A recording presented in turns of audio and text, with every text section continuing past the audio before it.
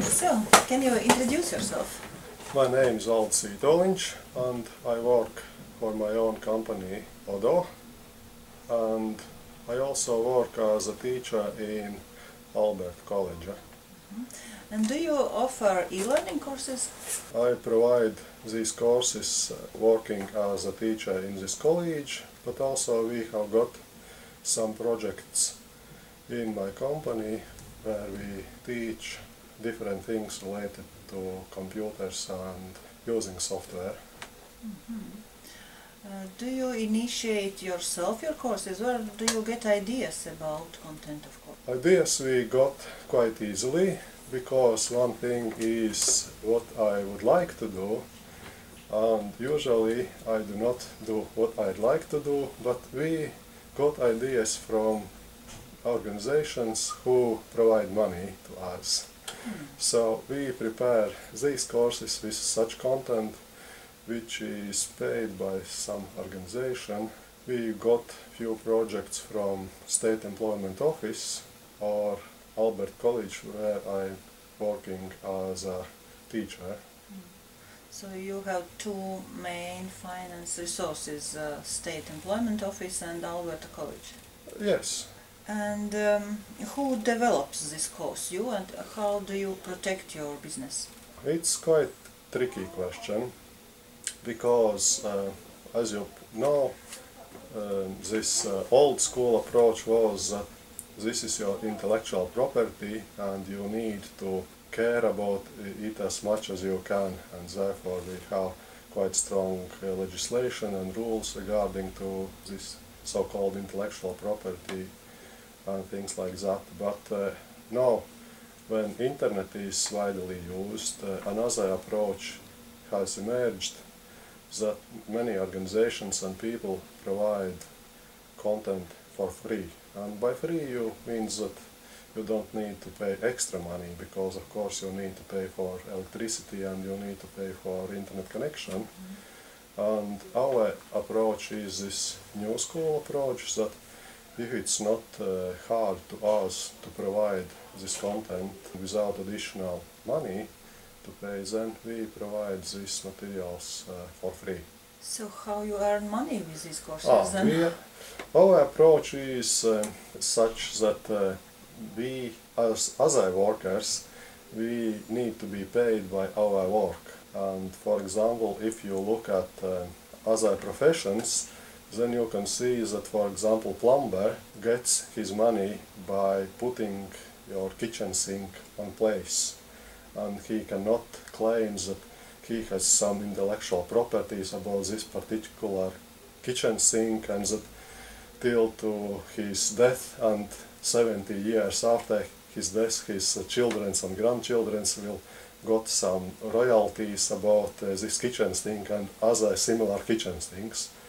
And I think that it should be true also for intellectual workers, because in old times intellectual workers, for example writers, they usually didn't have boots and boots, and also they starved. For example, we have poet Irbīte. He has some monument in front of theater with naked foods. So, and therefore at these times we had to have some legislations that we support such workers that they do not starve to death. But today I think intellectual workers are maybe not well paid, but they do not starve to death, and maybe this legislation is not so important today at these times. So, and therefore I think intellectual workers also should be paid similar to other workers who provide physical things. So, do you think that you have to be paid by offering lectures, face-to-face trainings? Yes, of course. So I think that today intellectual workers are similar to musicians, etc. For example, many musicians also provide their songs for free in internet, and they got paid by concerts and performances on place. And they don't do worse than others singers which do old school approach. So do you see a future in e-learning?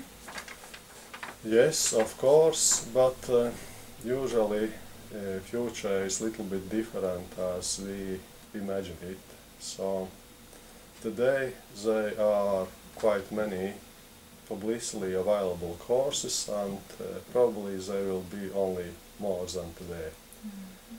But regarding to learning, it is quite tricky question, because what I've seen in my professional life, this content is not used so widely as it could be.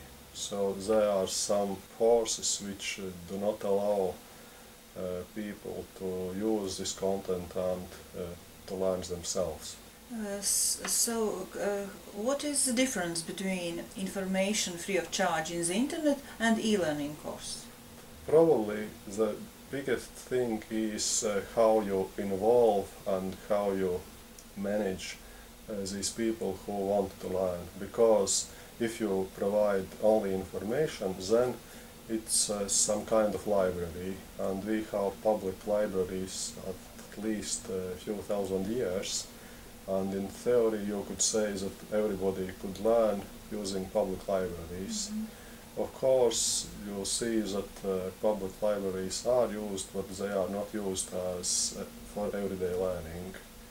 And free information and courses differs in such way that in courses you have some means, some tools how to involve people, how you can focus them to finish some exercises, how you can check that they have learned some topics in these courses, etc. So courses provide these additional tools, how you force these people to learn and to check their knowledge.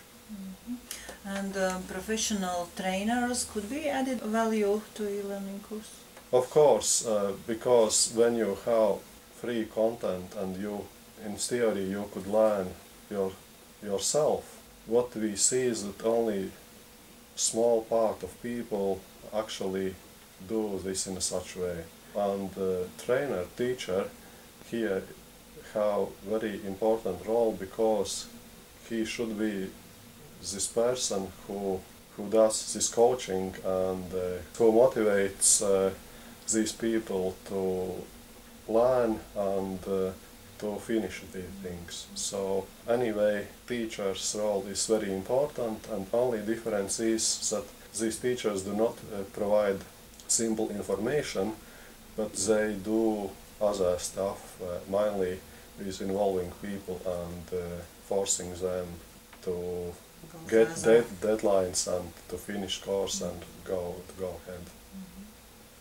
Okay, thank you for the interview. Thank you.